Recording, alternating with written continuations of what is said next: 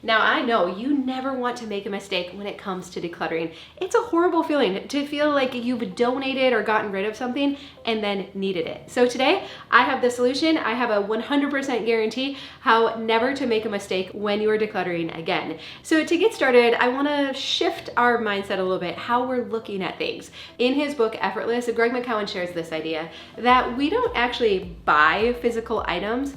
No, instead we hire them to do a job. So we don't buy physical items, we hire them to do a job. So I think we need a visual for this. Okay, so let's say that my sink stopped working and I need to hire a plumber. Let's see, we'll just search local plumber. Okay, hi, Mr. Plumber, could you come over today and fix my sink? Oh yes, you can? Okay, he's gonna be here in just a minute. Okay, I'll see you soon. Come on in, sir. Yep, come on in. Hi there. I'm gonna show you the sink that we're having a problem with, okay? Yep. Okay, so it's actually this sink right here. I think there's something, I don't know, with the pipe under there. I see the problem. Oh, you see the problem? Oh, good. Okay. Yeah, if you could just fix that real quick. Yeah, it's all fixed. Oh, it's all fixed? Great. Okay. Here's your bill. Here's the bill? Okay. Is it okay if I just like Venmo you? Is that fine? Sure. Okay, good. You know, on second thought though, I'm a little worried that we might have problems with this sink again.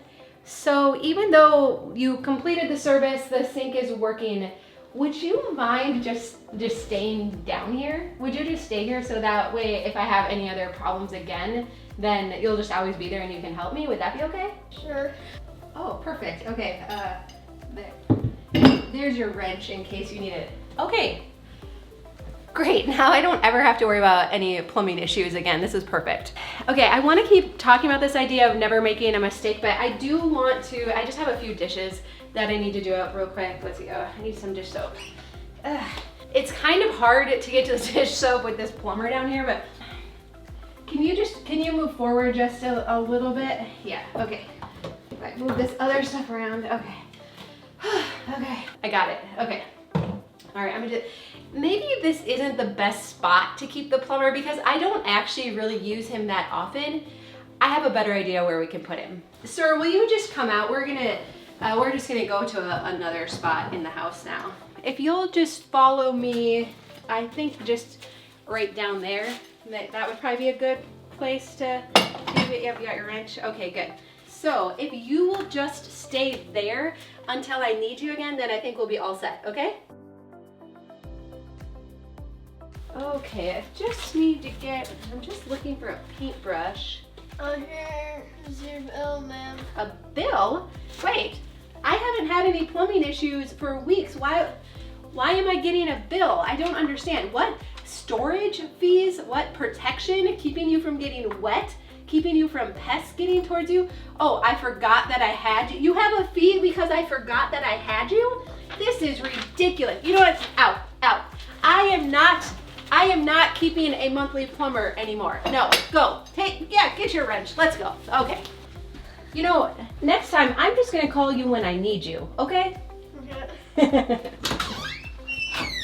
Okay, so obviously we're making fun, but in all seriousness, I don't want you to have to worry about making a mistake. So here it is. The way to never have to worry about making a mistake when you're decluttering is to keep everything.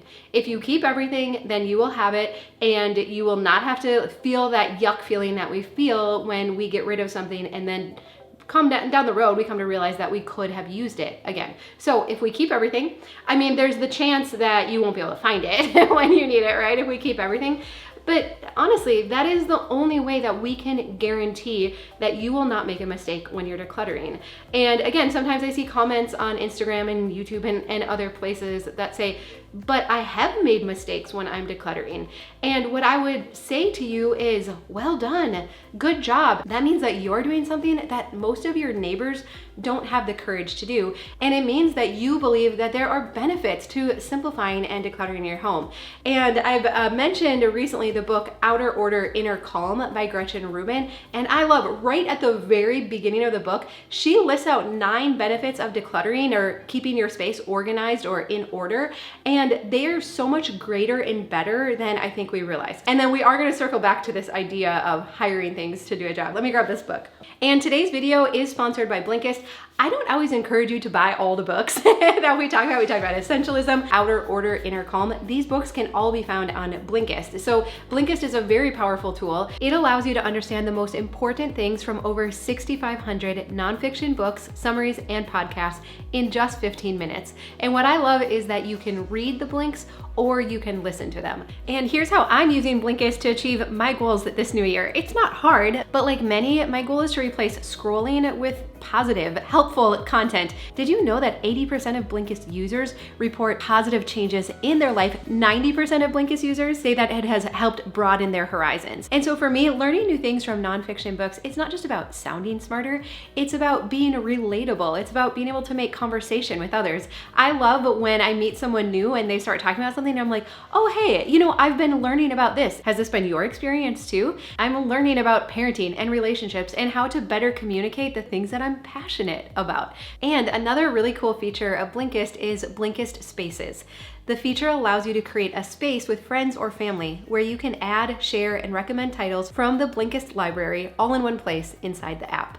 A space can be for a group of people or a topic like productivity, mindfulness, and Tom and I share one on parenting. All members of a shared space can access all titles in the space with or without a Blinkist premium subscription. Get 25% off Blinkist annual premium. Start your 7-day free trial by clicking on the link in the description. And I'll put some of my favorite books down in the description, but I would definitely start with Essentialism and Outer Order, Inner Calm.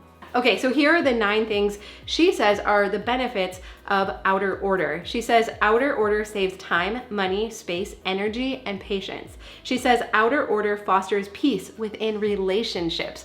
We've definitely experienced that. Outer order creates a feeling of sanctuary.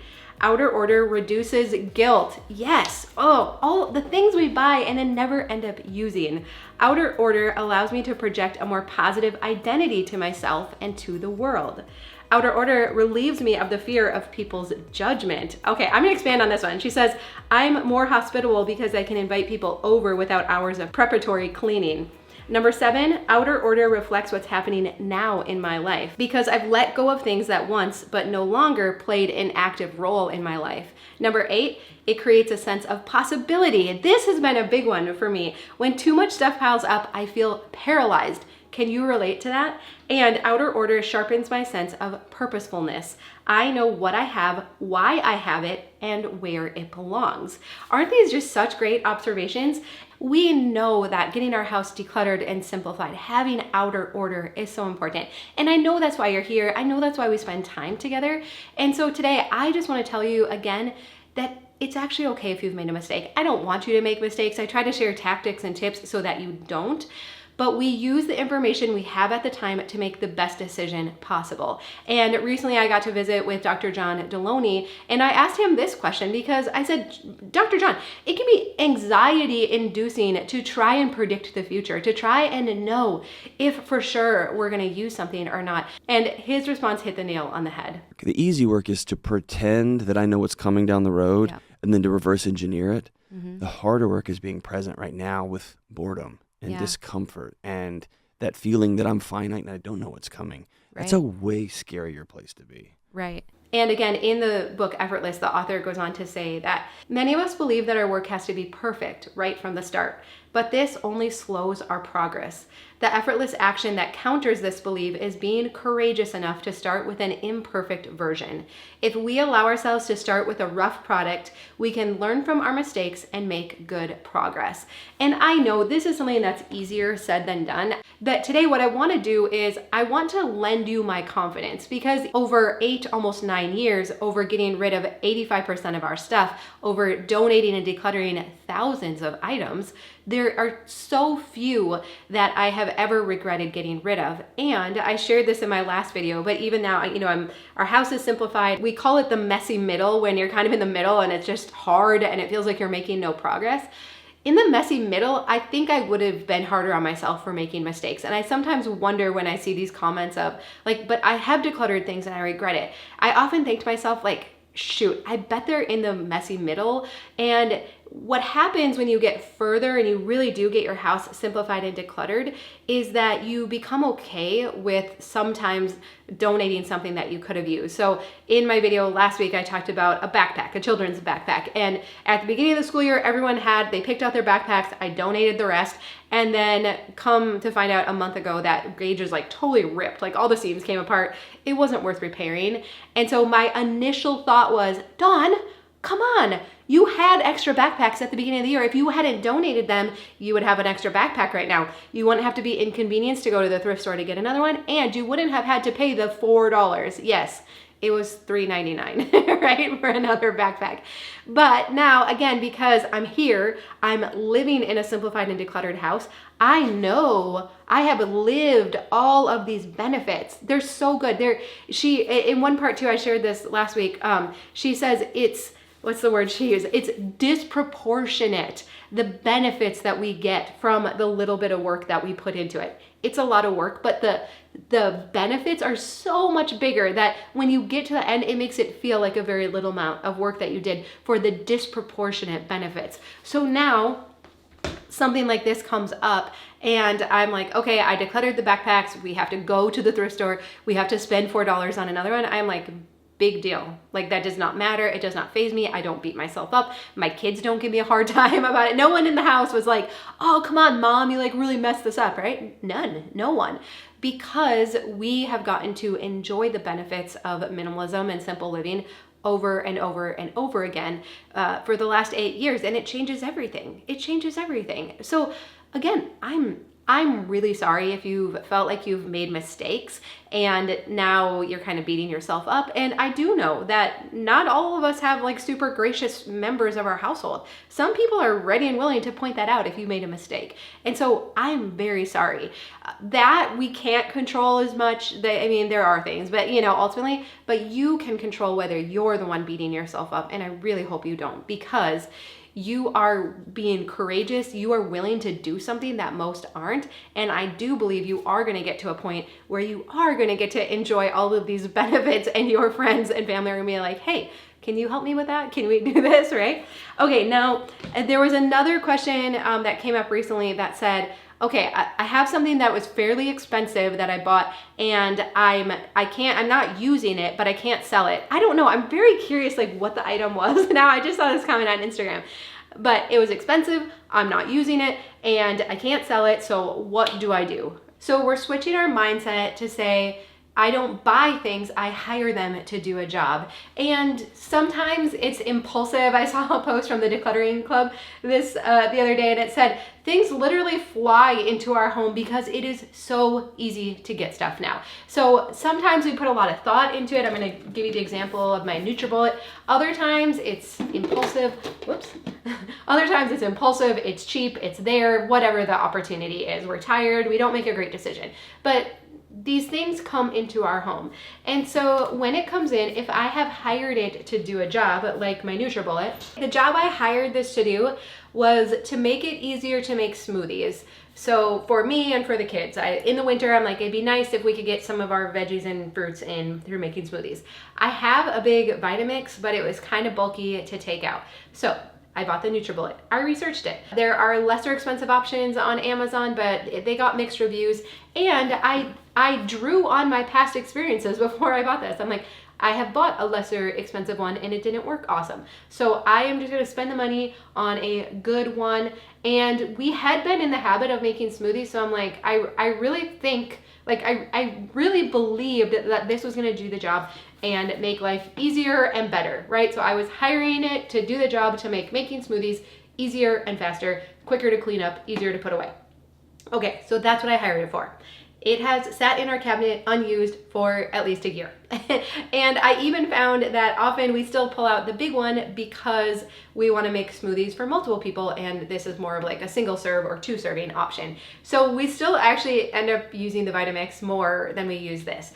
And so I have, when we're looking at a thing like this, I have, if you can look at my really crude drawing here, there's 3 different things that happen. I mean, I'm kind of generalizing, but 3 different things that happen. 1, It works. Yay. We love it. It does the job that I hired it to. I'm going to keep it. So like the Vitamix falls into this category. I have a dedicated spot for it in the cabinet and I keep it. What a lot of things fall into is this middle category of like, it kind of works.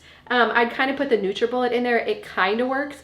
And when I'm finding things that kind of work, I often ask myself, well, what would I use instead? If I didn't have this chopping device, or if I didn't have the NutriBullet, if I didn't have some of these other things, what would I use instead? And so I know I would use the Vitamix. I'd use the big blender, right? And so often if we're willing to ask ourselves this question, what would I use instead?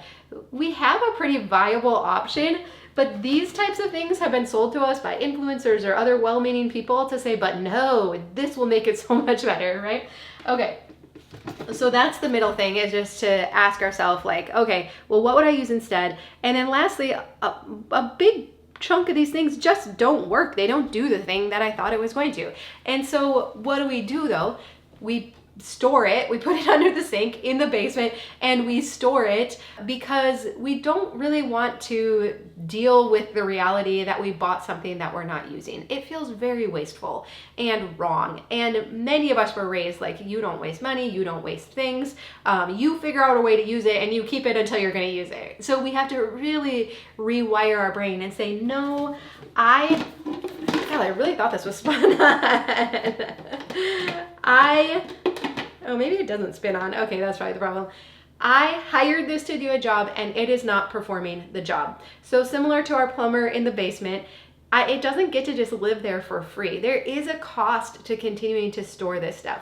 There's the mental cost of me feeling guilty when I see it. There's the physical time and energy it takes to store this stuff and to move it around, to have our storage spaces and everything feel more cluttered, to forget we have other things we need because it's cluttered up by this stuff. And so it doesn't get to just live here for free, even though it's not performing. It's like when Gage handed me the bill for being on the storage shelf, right? There is a cost to it. And so that has been helpful to me to realize that nothing is living in my house for free. It's harder to quantify though. It's easier to say, I spent $80 on this. $80, that's the only number that sticks in my head, right? I don't want to waste $80. What a fool I am. But we don't look at but what if I had to pay $5 of storage for it every month? Well, that would start to change things. And I probably would begin to look at it a little bit differently. So this can be a slow ship to turn. And so if there are things as you go to declutter that you come across and it is just like such a hard decision, it's okay to set that aside for now. You don't have to start with all of the hard stuff because like I mentioned earlier, I do believe as we get further down the path, we've built confidence in ourselves. We talk about building up your decluttering muscles, that these types of decisions are very easy for me now. Well, kind of. I'm still not quite ready to get rid of this. I have one other idea too.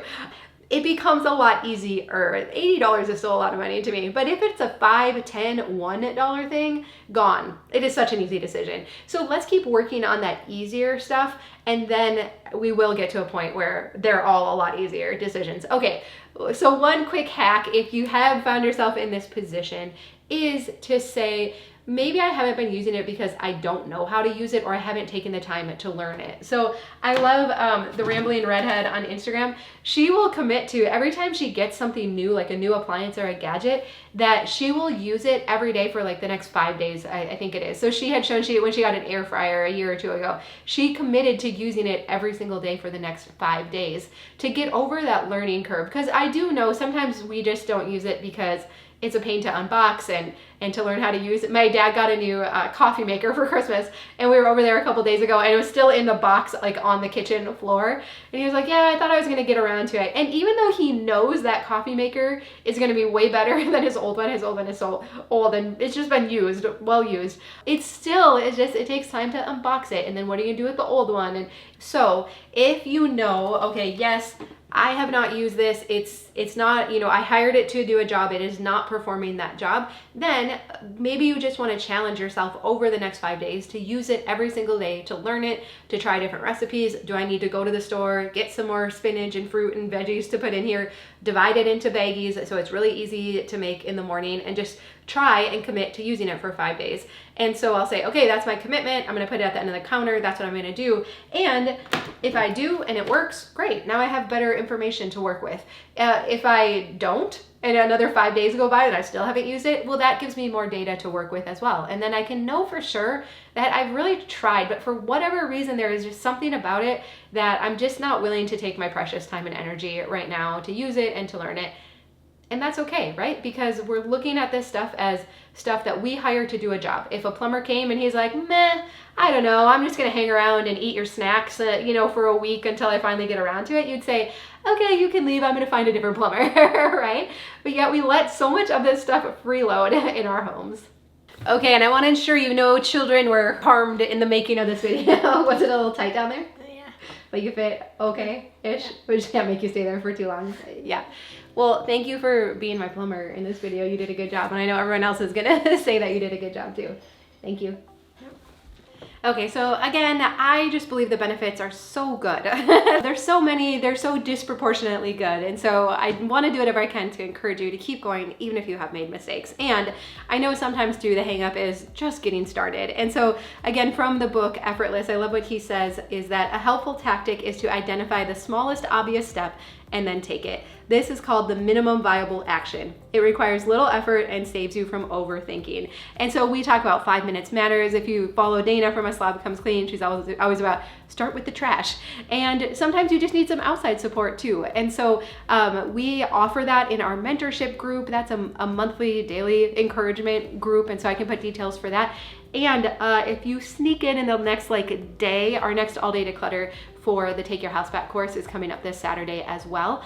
And so our mentorship group is just really steady, daily, ongoing support. We're doing a lot of workshops and work sessions this year that I can put more details about down below. And then Take Your House Back is like these big decluttering events. It's a course, there's lots of great course information, but also our all-day declutter events are huge. And so if you have been able to do pretty well on your own, but could just once in a while use a date on the calendar, some extra energy and support, I would highly recommend that you check out the Take Your House Back course, just $94 right now, and then the price is gonna be going up to $597. Or like I said, we also have our mentorship group that I host, and that's $15 a month, and it's a little more consistent support throughout the year. But if you need that, great, it's here, please use it. But if not, I am right here alongside you, and I will be continuing to do what I do. And if you thought this was good, you might also want to check out our just in case video. I know those just in case items are the ones that really hang us up. So I'll link to that as well. All right, I love you. I hope you have a really good day, and I'll see you again soon.